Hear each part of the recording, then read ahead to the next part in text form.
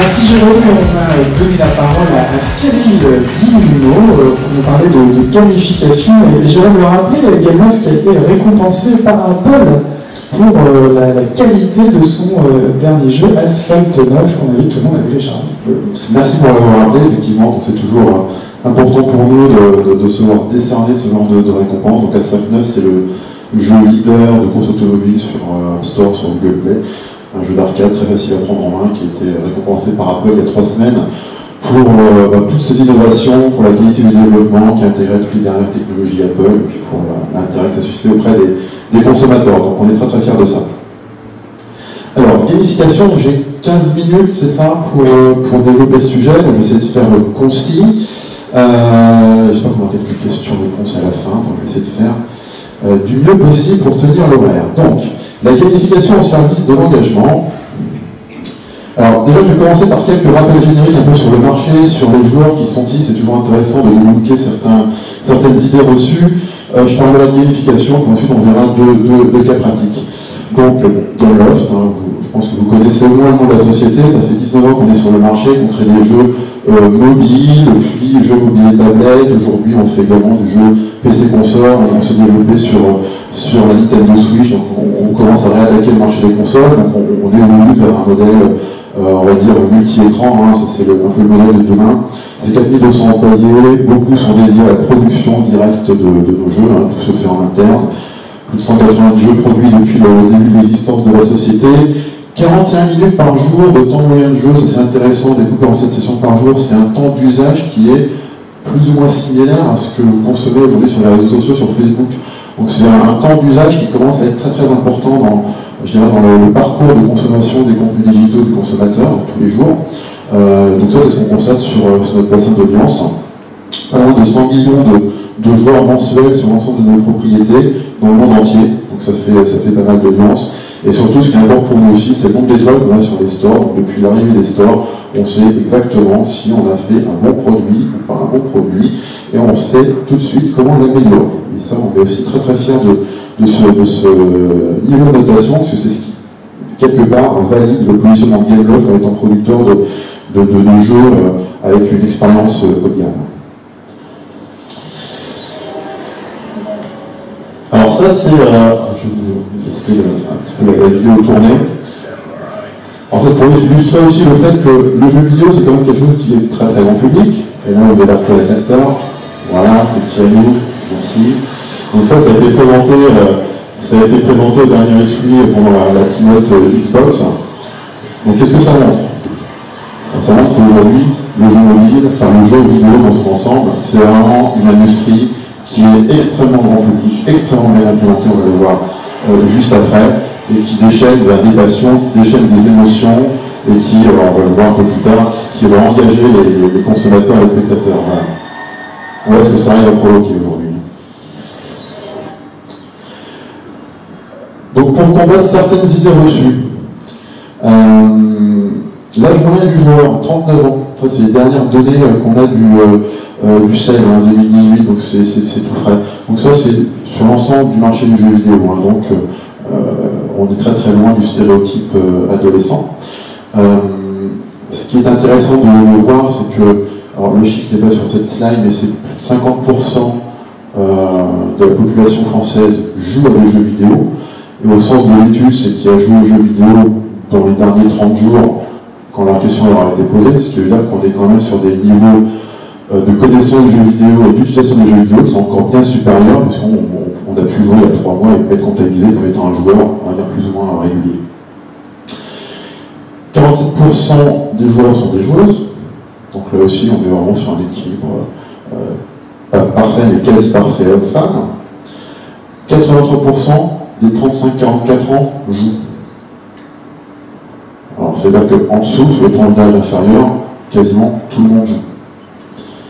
À des jeux vidéo sur PC, sur console, sur mobile. Et presque 30% de la population joue tous les jours presque. Donc aujourd'hui, le jeu vidéo, c'est quelque chose qui est massif. Et ça se traduit dans les chiffres des différents marchés d'entertainment. Donc le jeu vidéo, voilà, c'est la grande patate qui est là, enfin la grande barre qui est là, qui est loin devant le marché du livre, de loin devant le marché du cinéma, loin devant le marché de la musique en streaming, Spotify, etc., loin devant le marché de la vidéo en streaming, Netflix, etc., etc. Et dans le jeu vidéo, plus de la moitié, c'est du jeu mobile. Donc on se situe à peu près. Donc le jeu mobile, c'est plus gros que toutes ces industries.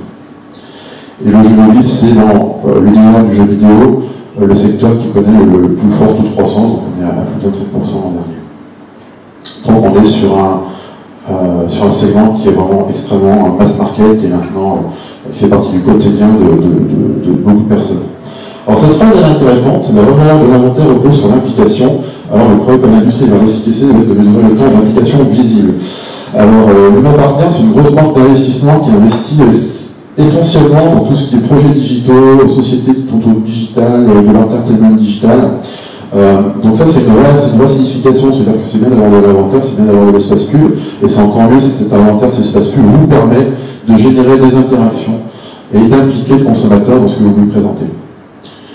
Et c'est pour ça que nous, sur la gamification, on a une opportunité qui est vraiment, qui paraissait évidente déjà, parce que Gameloft, nous on fabrique des jeux, donc fabriquer des jeux, ça veut dire fabriquer de l'engagement, fabriquer de l'implication, pour attirer le consommateur sur ces produits-là et le faire jouer le plus longtemps possible.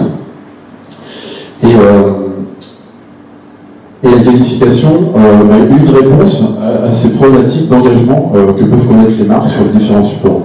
Donc quand on parle de gamification, c'est un mélange de différentes choses. C'est une dimension sociale, c'est-à-dire que voilà, je vais jouer à un jeu, je vais partager cette expérience avec mes amis. C'est de l'interactivité.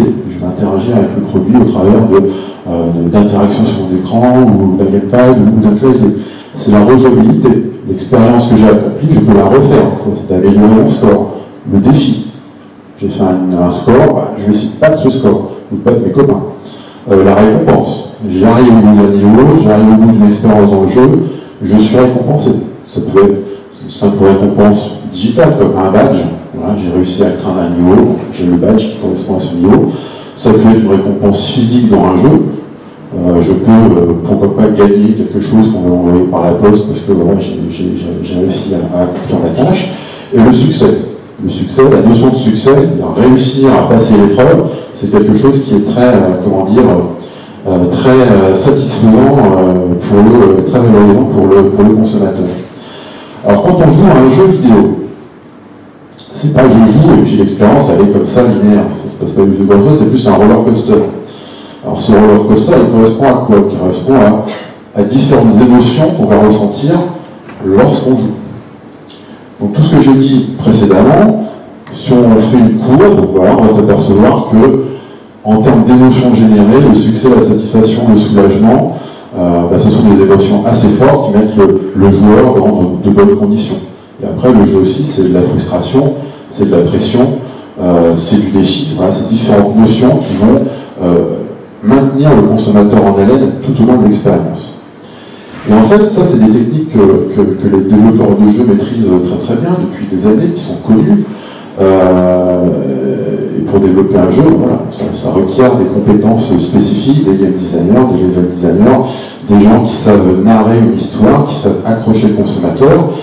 Et c'est toutes ces compétences qui commencent déjà sur le papier, avant même de coder un jeu, hein, qu'on met au service d'une publicité plus attractive et plus interactive. C'est un peu la façon dont on conçoit des AdWords games.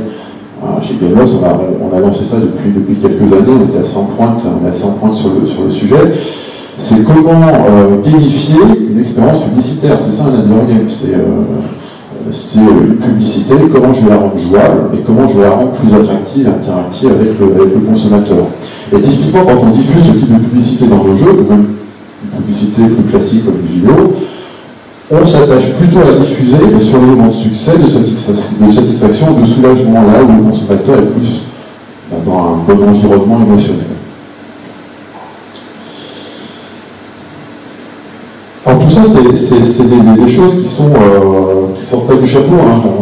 Je vais faire vraiment un bref aperçu. C'est que quand on joue à des jeux vidéo, ça déclenche des émotions qui correspondent en fait à différentes substances qui sont lâchées dans le cerveau et qui vont renforcer ces sentiments de mémorisation, de concentration. Quand on joue à un jeu vidéo, on est super concentré. C'est pour ça que quand aujourd'hui on propose des expériences de gamification à des marques pour leurs clients, on se rend compte souvent qu'on a des taux de réponse, des KPI qui sont très supérieurs à d'autres types de campagnes. Pourquoi?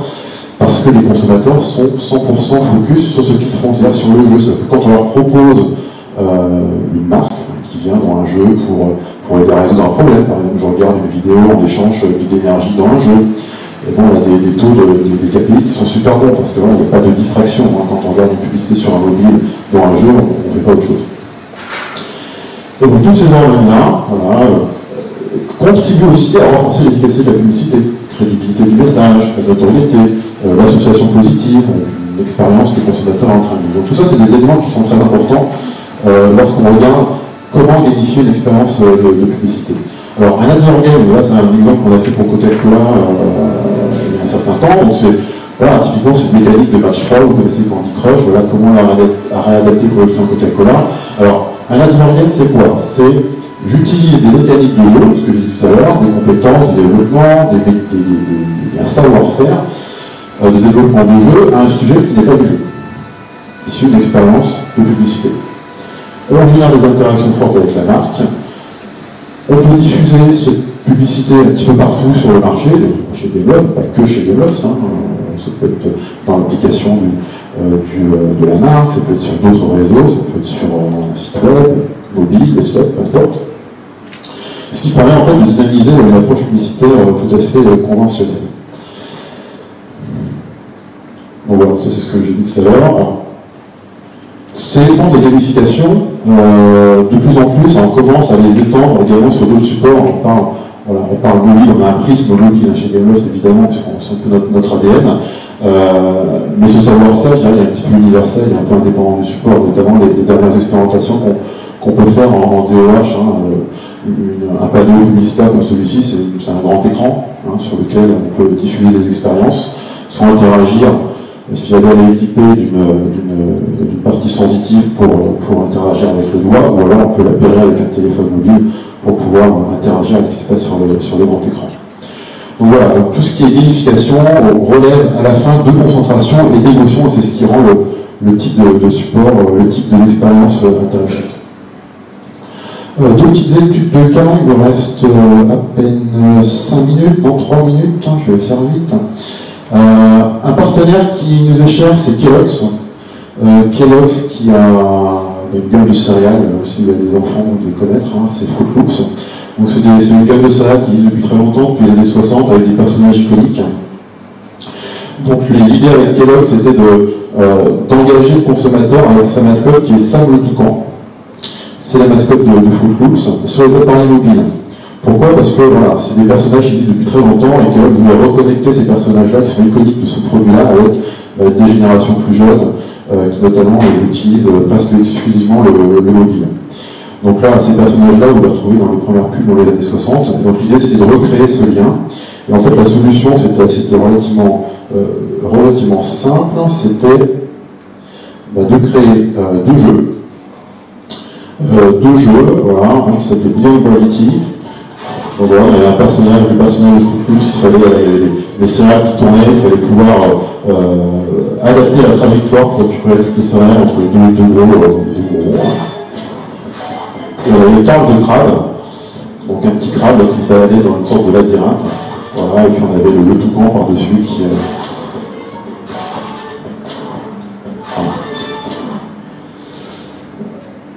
Donc ça, c'est bon. Kellogg's était plutôt content puisqu'ils sont revenus plus d'une fois sur ce type de format. Donc 2 mini-jeux lors de la campagne pour éviter la fatigue. Voilà, c'est quelque chose que vous connaissez. Enthousiasme et maîtrise, c'est-à-dire qu'on demande au consommateur de maîtriser quand même un certain gameplay pour réussir. Donc c'est pas une expérience pour rien, c'est une expérience où il y a vraiment un peu de challenge, on titille les consommateurs justement pour faire le engagement, pour déclencher l'émotion. Et puis l'idée, c'était d'associer la marque et d'augmenter sa notoriété vis-à-vis de la cible.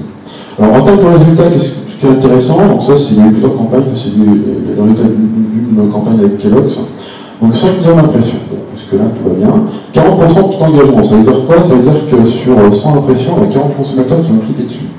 Alors si vous avez en tête les taux de clics sur interstitiel, vous vous rendez compte qu'on est sur des facteurs qui sont quasiment x10.